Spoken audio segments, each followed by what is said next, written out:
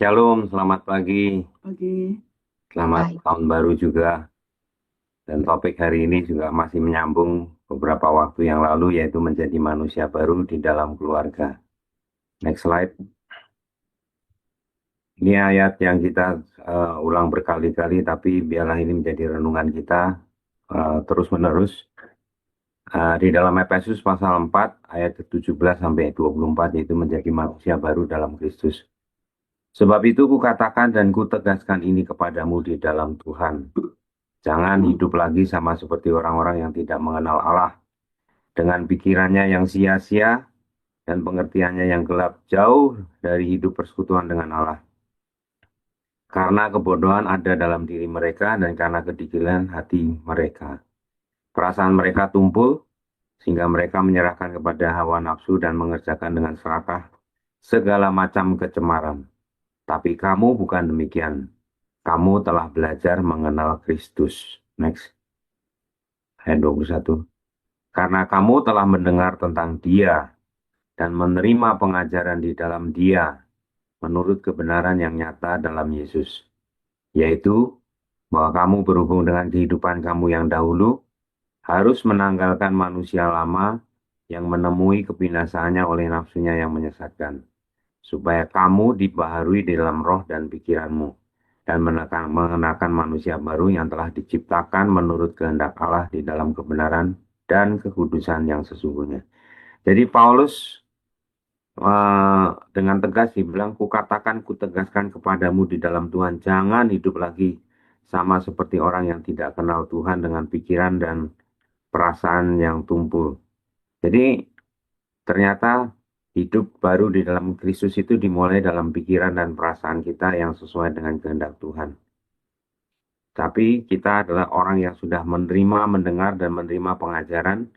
Dan oleh sebab itu, kita harus uh, terus mengenakan manusia baru. Nah, ada beberapa hal yang Rasul Paulus sampaikan tentang manusia baru itu apa sebetulnya. Next slide. Ini saya tidak baca ayatnya dari ayat 25 sampai 32, tapi kita sudah belajar dari beberapa poin. Di dalam ayat 25 bicara tentang kejujuran, 26-27 bicara tentang penguasaan diri mengandalkan amarah. Ayat ke-28, 2 minggu yang lalu kita bicara tentang bekerja dan mengelola hidup. Dan hari ini adalah bicara tentang kata-kata yang tepat sasaran. Ayat 29 itu katakan demikian firman Tuhan. Janganlah ada perkataan kotor keluar dari mulutmu, tapi pakailah perkataan yang baik untuk membangun di mana perlu, supaya mereka yang mendengarnya beroleh kasih karunia. Jadi manusia baru itu ditandai dengan perkataan yang baik, perkataan yang benar, bukan perkataan yang kotor yang membangun. Yang akhirnya nanti tujuannya adalah supaya perkataan yang baik ini membangun dan mendatangkan anugerah. Nah, ini kalau kita teringat ada prinsip tentang tabur tuai, next slide. Kita itu akan menuai apa yang kita tabur. Artinya, apa yang kita lakukan dengan baik, kita akan menuai dengan baik juga. Di dalam Galatia 6 ayat ke-7 sampai ke-8 dibilang, jangan sesat, kamu jangan salah. Allah tidak membiarkan dirinya dipermainkan. Karena apa yang ditabur orang itu juga akan dituainya. Sebab barang siapa menabur di dalam dagingnya, dia akan menuai kebinasaan dari dagingnya. Tapi barang siapa menabur di dalam roh, dia akan menuai hidup yang kekal dari roh. Jadi kita percaya prinsip kebenaran firman Tuhan ini adalah kita di, diingatkan bahwa ketika kita menabur di dalam daging, artinya keinginan kita tidak dikuasai oleh kebenaran, kita akan menuai kebinasaan dari dagingnya. Tapi barang siapa menabur di dalam roh, artinya kita cocok sesuai dengan kehendak Tuhan, kita akan menuai hidup yang kekal daripada roh. Artinya bukan hanya hari ini kita hidup baik, kita hidup yang diberkati Tuhan, tetapi kita akan menuai hidup yang kekal daripada roh itu. Nah, di dalam proses kita menabur itu ada 3 cara. Yang pertama itu adalah lewat perkataan, yang kedua adalah lewat pikiran kita, dan ketiga adalah lewat perbuatan kita. Nah, kita akan membahas yang pertama, yaitu yang berkaitan dengan topik hari ini, yaitu jangan ada perkataan kotor, tetapi pakailah perkataan yang baik untuk membangun orang lain, yaitu tentang perkataan. Next slide. Nah, ini ada beberapa kutipan daripada ayat firman Tuhan yang menarik yang kita akan renungkan beberapa poin ini. Yang pertama di dalam Amsal 18 ayat 20 sampai 21. Perut seseorang dikenyangkan oleh hasil mulutnya, oleh hasil bibirnya dia dikenyangkan. Hidup dan mati dikuasai oleh lidah. Siapa yang suka mengemakannya akan memakan buahnya. Jadi bicara tentang perut ini bicara tentang kehidupan, ya. Eh, Perut itu diisi oleh makanan.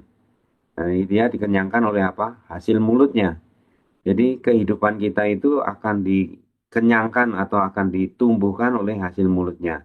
Dan oleh hasil bibirnya akan dikenyangkan. Jadi artinya perkataan dan bibir kita itu akan menghasilkan satu kehidupan. Makanya dikatakan hidup dan mati akan dikuasai lidah.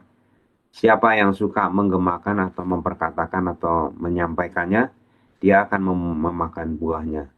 Tapi perlu diingat bahwa perkataan kita bisa perkataan yang baik atau perkataan yang kotor ya. Yang kita sudah baca di dalam Efesus 4 ayat 29 tadi. Di dalam Amsal 15 ayat pertama juga dibilang bahwa jawaban yang lemah lembut meredakan kegeraman. Khususnya ketika kita marah, kita respon dengan lemah lembut, itu akan meredakan kegeraman. Orang yang baru marah, dia akan tenang. Tapi perkataan yang pedas membangkitkan marah. Jadi perkataan yang tajam, perkataan yang nyinyir, perkataan yang kritik ya, sesuatu yang membuat orang itu marah gitu ya. Nah, ini hari ini Tuhan mau ingatkan kepada kita bahwa ternyata ada proses menabur dan menuai itu yang menentukan kehidupan kita. Apakah hidup kita itu hidup yang diberkati Tuhan atau hidup yang justru membangkitkan musuh atau respon yang tidak baik kepada orang-orang yang kita ajak bicara. Next slide. Nah, ini kita lihat ada apa yang kita tabur, kita akan luai. Yang pertama adalah perkataan yang kasih. Itu akan menuai damai dan kepercayaan. Perkataan kasih itu apa? Perkataan yang menerima orang lain. Jadi apapun yang terjadi dalam kondisi situasi apapun, kita belajar menerima kondisi dan kita akan memiliki damai dan kepercayaan. Lalu yang kedua bicara tentang hikmat. Perkataan hikmat itu perkataan yang cari solusi, bukan cari ribut. Sehingga kita bisa memberikan pengaruh. Pengaruhnya tentu yang baik, sehingga orang itu bisa hormat kepada kita. Yang ketiga, perkataan marah ini yang negatif. Marah itu artinya perkataan yang melukai, perkataan yang eh, mengumbar emosi kita, sehingga itu akan menimbulkan konflik dan penyesalan. Tidak ada perkataan marah itu yang akan menghasilkan hal yang baik. Jadi kita perlu belajar untuk mengendalikan marah kita yang kita sudah belajar 2 minggu yang lalu. Jangan kita marah, tetapi kita lebih menjadi orang yang berhikmat dan tenang. Yang keempat adalah ketika kita belajar atau kita memperkatakan kebohongan, sesuatu yang tidak benar, sesuatu yang eh, ya tidak benar. Ya, kita tahu bahwa kebohongan itu adalah karakternya iblis ya. Jadi kalau kita bohong, kita perlu tahu firman Tuhan berkata ke kita adalah seperti bapak pembohong. Apa akibatnya apa? Kita kehilangan integritas, kita kehilangan kepercayaan, kita kehilangan eh, orang itu menghargai kita karena kepercayaan kita ya. Apa yang kita katakan, apakah kita penuhi atau kita tidak penuhi itu tergantung dari bagaimana kita merespon daripada perkataan kita. Nah, yang terakhir kita gosip. Ini sesuatu yang negatif juga.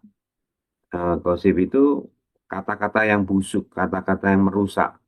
Sehingga akibatnya relasi kita rusak dengan orang yang kita bangun apa bicara atau juga orang yang sedang kita bicarakan. Jadi inilah kita perlu menyadari bahwa menabur dan menuai dalam perkataan itu selalu ada kaitan terus-menerus dalam kehidupan kita. Sehingga seharusnya kita sebagai manusia yang baru yang memasuki tahun 2026, kita mau punya komitmen untuk memperkatakan hal-hal yang baik. Next slide. Kita kembali kepada satu ayat yang tadi dibahas, yaitu janganlah ada perkataan kotor keluar dari mulutmu, tetapi pakailah perkataan yang baik untuk membangun, di mana perlu, supaya mereka yang mendengarnya beroleh kasih karunia. Dia ada beberapa penekanan, yaitu perkataan kotor, perkataan yang baik untuk membangun, dan beroleh kasih karunia. Jadi perkataan yang membangun menggantikan perkataan yang kotor. Next slide. Nah, kita bahas tentang perkataan yang kotor ya. Janganlah ada perkataan kotor keluar dari mulutmu. Apa itu perkataan kotor? Itu kalau kita ngomong tabur tuai, ya, yang kita tabur adalah benih yang busuk, benih kematian. Ya, itu merusak, membusukkan, dan bentuknya seperti apa? Bentakan, ya, sindiran, pelabelan yang negatif, ngambek, ya, yang kita sekarang bahasa kerennya silent treatment. Ya, pada itu ngambek, ya. Kok kan sih nggak keluar kata apa-apa, ngambek kan diam aja gitu kan. Ya tapi dengan kita disapa, kita nggak ngomongin apa-apa, cuek aja, bodoh amat, itu sepertinya kita sedang tidak apa, kita sedang menyampaikan satu kata-kata bahwa kamu nggak berharga, saya tidak mau peduli dengan kamu. Kamu sendiri aja, kita udah sendiri-sendiri aja. Nah itu ngambek. Ya, itu pun adalah perkataan yang kotor dalam bentuk perbuatan ataupun perlakuan. Akibatnya apa? Kalau itu dilakukan dalam suami istri, ya kita keluarkan kata-kata yang merendahkan dari contohnya, maka itu akan ada jarak di dalam hubungan kita. Ada satu hal yang dingin dan ada kemarahan yang sebenarnya kita tuh pendam di dalam hati kita. Jadi perkataan kotor ini sangat merusak, itu benih yang sangat membusukkan hubungan. Nah, di dalam parenting, kata-kata yang memberi label seorang anak, ya membuat anak kehilangan identitas. Ya, kasih aja ini kepada si bau tuh, udah jarang mandi, mandi mesti diurus-urus. Mana tuh si bau, si bau. Kenapa kita mesti memakai satu kata-kata perkataan yang kotor ini untuk melabel seseorang? Kalau dia punya nama, nama itu adalah satu tujuan, satu karakter, dan kita mengulang-ulang terus nama dia. Misalnya namanya Grace. Grace, kamu adalah seorang anak yang penuh dengan kasih karunia, seperti nama kamu. Kita bisa ulang, tapi kita tidak menjelaskan lagi, kita panggil aja itu kasih karunia Grace, Grace. Nah, itu nama itu tuh memberikan satu tujuan, memberikan satu anugerah ke dalam kehidupan dia. Jadi jangan diganti-ganti dengan pelabelan, dengan calling name, dia si bau lah, si bego lah, si cuek lah, segala macam. Nah, ini anak akan kehilangan identitas yang sudah dia bawa melalui namanya dia. Oke, next slide. Tetapi pakailah perkataan yang baik untuk membangun. Nah, sebaliknya, perkataan yang baik itu adalah benih yang membangun. Tadi yang kotor benih yang membusukkan, sedangkan yang baik adalah benih yang membangun. Dipakai kata oikodome. Ya, membangun itu seperti membangun rumah. Ya, dan kata-kata ini adalah batanya, palunya, ya, yang dipakai untuk membangun. Sedikit demi sedikit kita membangun. Ya, kita mendengarkan dia, kita kasih, oh oke, kamu bisa nggak kayak gitu? Nah, itu pertanyaan. Jadi waktu kita berkomunikasi itu nggak cuma kata-kata sebenarnya, tapi bahasa tubuh kita, intonasi kita, ya itu semuanya menjadi satu dan itu membangun orang. Ya, percuma kita memilih satu kata-kata, tapi bahasa tubuh, mimik muka kita, intonasi kita ternyata tidak mendukung dari kata-kata yang kita sampaikan. Misalnya, oh kamu bagus ya. Nah itu eh, sesuatu yang membangun. Oh bagus ya kamu ya, bagus ya, itu beda lagi kan, artinya ditangkap oleh orang tersebut dan itu menyampaikan apa satu pesan yang ada di hati kita, tidak ada kasih, itu merendahkan dia, tidak percaya pada dia, itu nyampe semua dari kata bagus ya gitu. Nah itu tuh eh, bahasa tubuh kita akan menyampaikan lebih banyak daripada kata itu sendiri. Nah, kalau kita memakai perkataan yang baik, yang membangun, hasilnya adalah menghasilkan kepercayaan dan rasa aman. Hmm. Ya, jadi coba kita perhatikan, kalau misalnya kita setiap hari kita menyampaikan misalnya 15.000 sampai 25.000 kata katanya, ya kita lihat berapa banyak dari sekian puluh ribu kata itu adalah kata-kata yang membangun. Berapa banyak dari sekian puluh ribu itu adalah kata-kata yang membusukkan, merupakan kata-kata kematian yang meruntuhkan, yang mempermalukan, merendahkan dan sebagainya. Dan ada satu ayat firman Tuhan di Matius 12 ayat 36 katakan begini. Setiap kata-kata yang sia-sia yang diucapkan orang harus dipertanggungjawabkan pada hari penghakiman. Ya, nah ini Tuhan sendiri yang ngomong loh. Ya, Tuhan berkata kepada kita bahwa kita harus bertanggungjawabkan. Apakah kita memilih benih yang baik atau benih kematian untuk kita sampaikan kepada lawan bicara kita? Oke, next slide. Supaya mereka yang mendengarnya beroleh kasih karunia. Ya, jadi tujuan berbicara itu bukan untuk melampiaskan. Ya, kadang-kadang kita udah menerima perlakuan yang nggak sesuai gitu ya dengan apa yang kita inginkan. Kita menerima hasil yang tidak sesuai dengan ekspektasi kita. Itu di dalam tuh rasanya tuh kayak keluar kata-kata kotor, masih di dalam nih, ya masih di dalam pikiran. Ya, wah lu begini apa, pokoknya semua berkecamuk ya. Kita punya pilihan, kita mau lampiaskan itu yang ada di dalam atau kita diam, ya.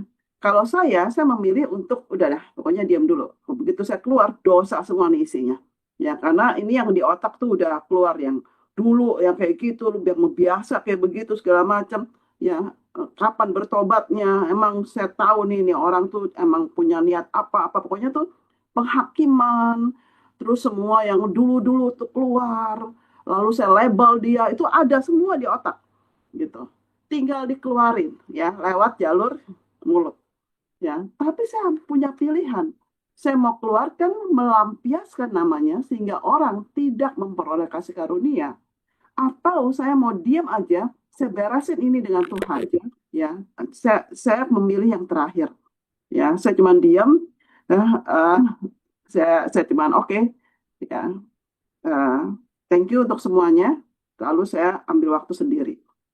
Ya, dan saya deal dengan Tuhan, ini gimana Tuhan?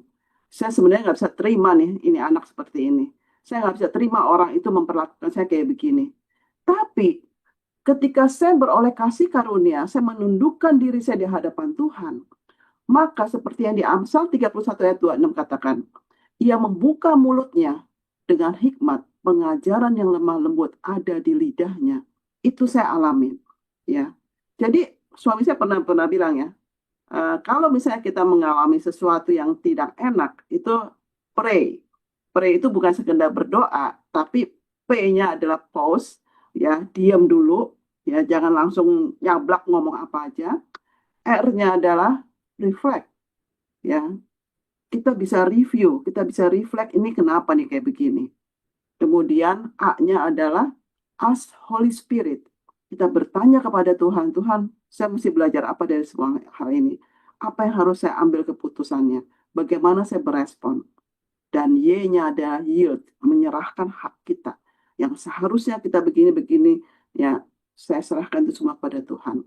Pray, sehingga bukan melampiaskan, tapi kita menjadi orang-orang yang bahkan waktu kita nggak ngomong pun, itu orang mendapatkan kasih karunia. Ya, jadi tujuan berbicara bukan melampiaskan. Aduh, lega rasanya. Ya, nggak boleh begitu ya. Ya, kita yang lega, orang lain yang terikat. Ya, biarlah orang lain udah nanti Tuhan di sama dia, tapi kita dibentuk oleh karena sehari-hari kita mengalami sesuatu, di situ kita dibentuk oleh Tuhan. Dan bukan memenangkan debat. Sekarang kalau misalnya contohnya anak kita ya, dia nggak setuju pada satu firman Tuhan misalnya.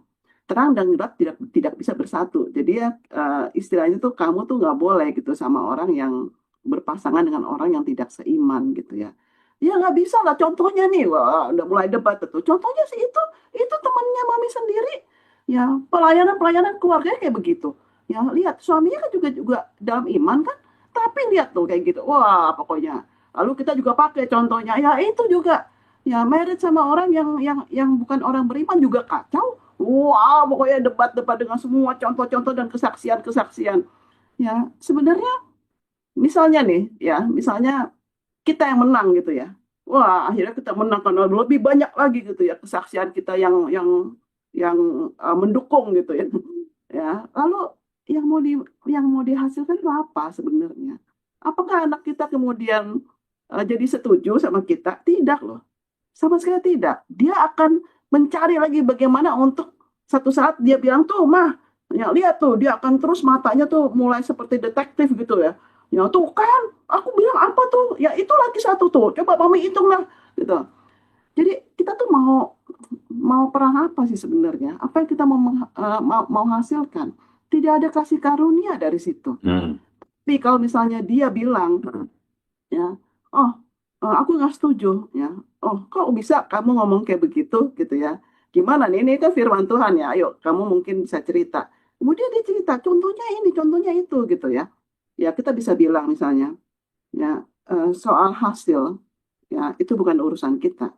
Tapi kita adalah orang-orang yang dikasih firman, kemudian Tuhan bilang, orang yang mendengar firman, kemudian dia melakukannya, dia seperti ya satu rumah yang dibangun di atas apa Batu. batu karang yang teguh. Kalau ada badai, hujan, angin, segala macam, dia tidak akan runtuh. Oleh karena dia adalah pelaku firman. Jadi tugas kita, bagian kita adalah mendengar dan menjadi pelaku firman. Ya, soal kesaksian-kesaksian sih, wah, ada yang kita tahu, ada yang kita nggak tahu. Jadi itu tidak bisa menjadi satu patokan kita. Oh, karena kesaksian ini maka kita menjadi pelaku firman. Karena kesaksian maka kita tidak usah melakukan firman itu. Tidak bisa begitu. Yang ya udah, ya eh, orang perlu proses ya. Yuk kita nanti doakan aja. Nggak, aku nggak mau doa, mami aja yang doa. Ya udah nggak apa-apa gitu ya. Jadi chill aja, santai aja gitu loh. Jangan sampai memenangkan debat kemudian, ya lalu apa? Yang ada adalah panas-panasan dan kemudian pembuktian terus berlanjut. Dan kemudian tujuan berbicara adalah tetap menyalurkan anugerah Allah. Ya, menyalurkan anugerah Allah. Kita akan melihat ya dalam pengalaman kami sebagai parents ya, sebagai orang tua, banyak hal-hal yang kami berbeda pendapat dengan anak-anak ya. Tapi selalu ada anugerah Allah ketika kami menyampaikan ini, kemudian anak-anak berbeda atau segala macam, itu hal-hal yang biasa ya, karena kita kan orang-orang yang berbeda kan. Saya aja dengan suami saya juga seringkali berbeda pendapat karena kita punya apa? Kita ini adalah unik ya. Kita punya apa interest yang berbeda, pemikiran yang berbeda. Itu hal-hal yang biasa. Ya, tidak harus semua orang sama dengan kita. Sampai saya bilang waktu itu sama anak saya ya, anak-anak kami gitu ya, kalau misalnya ada seseorang yang mirip persis, bukan mirip doang, persis banget dengan saya, mungkin saya nggak cocok sama dia gitu. Saya sendiri nggak cocok sama dia karena ada hal-hal yang saya dengan diri saya pun masih ingin diproses oleh Tuhan. Oleh karena banyak hal-hal yang saya pikir eh, saya harus berubah, banyak hal dalam firman Tuhan yang saya ingin menjadi seperti yang Tuhan inginkan. Ya, jadi saya pun dengan seorang Berlianti yang persis sama pas saya ketemu, itu pun saya kemungkinan besar saya nggak cocok sama dia gitu loh. Jadi artinya apa? Kita harus terus mengarah kepada firman, bukan menjadikan orang itu menjadi seperti kita, keinginan kita, karena belum tentu itu benar. Oke, next slide. Jadi perkataan yang baik itu apa? Perkataan yang tidak kotor, tidak merusak identitas, harga diri, atau relasi. Ya, perkataan yang baik adalah perkataan yang membangun, yang menguatkan iman, mendewasakan karakter dan relasi. Perkataan yang baik juga sesuai dengan kebutuhan, tepat waktu dan tepat konteksnya. Ya, dan perkataan yang baik mendatangkan kasih karunia, menghadirkan Allah dan bukan sekedar emosi kita rasanya jadi puas ya. Bukan itu. Perkataan yang baik selalu hasil akhirnya apakah orang mendapatkan kasih karunia dari kata-kata kita. Oke, next slide. Tentu saja perkataan, ketika kita menyampaikan perkataan, itu tidak lepas dari kita harus mendengar dulu. Ya, hai saudara-saudaraku yang kekasih, ingatlah hal ini. Setiap orang hendaklah cepat untuk mendengar, tapi lambat untuk berkata-kata, dan juga lambat untuk marah. Sebab amarah manusia tidak mengerjakan kebenaran di hadapan Allah. Jadi, ketika kita mau berkata-kata, ya, kita harus mendengar dulu. Konteksnya apa nih sebenarnya? Saya dibesarkan dalam satu keluarga yang kalau ngomong tuh nggak pakai mikir, ya istilahnya kalau dulu teman-teman saya ini preman datang nih preman katanya, artinya tuh eh, ngomongnya tuh nggak pakai mikir, ya ngomongannya kotor, ngomongannya kasar, ya dan yang lagi ngetren aja di luar kayak kalau misalnya saya hidup sekarang nih ya, belum bertobat, saya akan pakai tuh kata-kata anjir lah apa segala macam gitu loh. Nah, di zaman saya itu saya memakai kata-kata yang umum secara kasar gitu. Dan ketika saya bertobat itu susah banget, ya karena selalu keluar kata-kata habis kalau yang sekarang ya itu anak-anak mahasiswa itu kalau saya dengar dikit-dikit selalu diakhiri dengan kata anjir gitu ya. Ya. Jadi saya pikir nggak bisa apa itu ya apa hubungannya? Tapi itu hanya slangnya aja gitu. Nah, untuk menyetop kata-kata, dulu saya pakai kata-kata kayak gila lah, apa pokoknya kayak gitu-gitu yang saya ingat ya. Itu tuh susah. Sehingga teman-teman saya kemudian tuh bergabung sama-sama bilang, lu mesti berubah katanya. Ya udah, ya stop dulu kata gilanya gitu. Jadi waktu saya ngomong gil, ya langsung oh ya, ya saya stop gitu. Sampai akhirnya kemudian saya benar-benar saya murni kata-kata saja, tidak ada kata-kata akhirannya. Kemudian saya mulai berpikir bagaimana saya mengeluarkan kata-kata yang mengeluarkan anugerah. Ya, karena setiap kali saya keluarnya kata-kata menghakimi, ada di otak aja langsung otomatis gitu ya. Langsung menekan, menyudutkan orang itu otomatis gitu. Lalu saya berdoa, ya Tuhan saya mau dong Tuhan punya eh, menjadi seorang wanita seperti di Amsal. Ya, saya membuka mulut saya dengan hikmat dan pengajaran yang lemah lembut ada di mulut saya. Ini gimana saya mau banget jadi seperti itu Tuhan. Saya taruh di kaca wastafel, saya hafalin ayatnya, aduh pokoknya saya pengen banget.